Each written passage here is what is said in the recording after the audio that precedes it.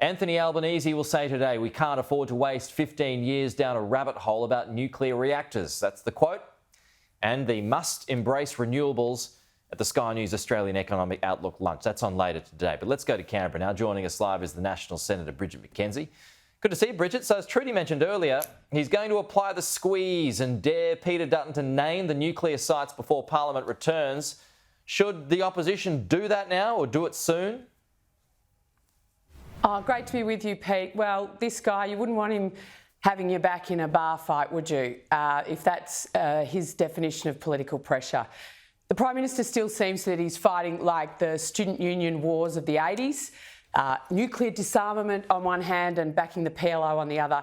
The fact is, nuclear is part of a credible pathway to 2050. We've got 30 new emerging countries wanting to take it up. And when I was at COP28 in Dubai late last year, the globe, backed by science, decided that we needed to triple global nuclear energy production if the globe was going to get to net zero by 2050. So nuclear has to be part of the solution alongside renewable. And the fact is the PM knows that a 100% renewable plan that he's got on the table can't meet our emission goals and will cost trillions of dollars. And that's the reality that he's facing. Well, on that issue of cost and time for that matter, the Prime Minister points to that. And there's the CSIRO claimed recently the figures were $17 billion for the first large-scale nuclear power plant. That would be the cost, and it wouldn't be here till 2050.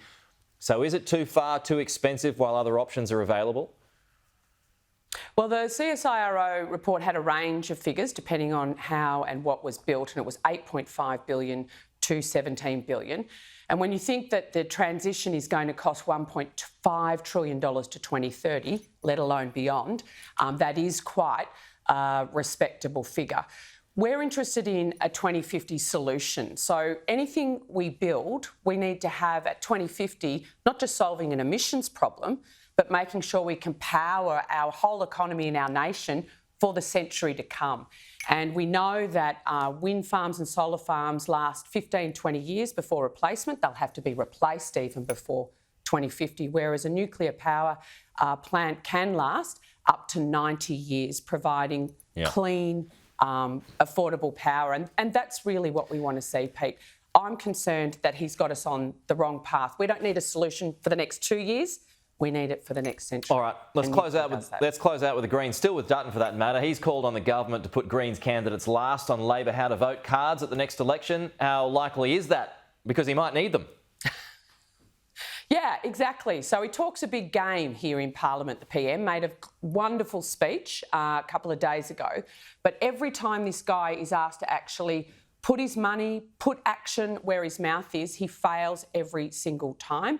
He's been asked to match that rhetoric by putting the Greens last because of their stance on Gaza and against Israel in the Middle East. And he refuses to do that, just like he refuses to support a judicial inquiry into anti-Semitism. So at the end of the day, real men man up, and this guy refuses to do that every single time he's given the opportunity. We'll leave it there, Bridget. Thanks for your time. As always, we'll chat to you soon.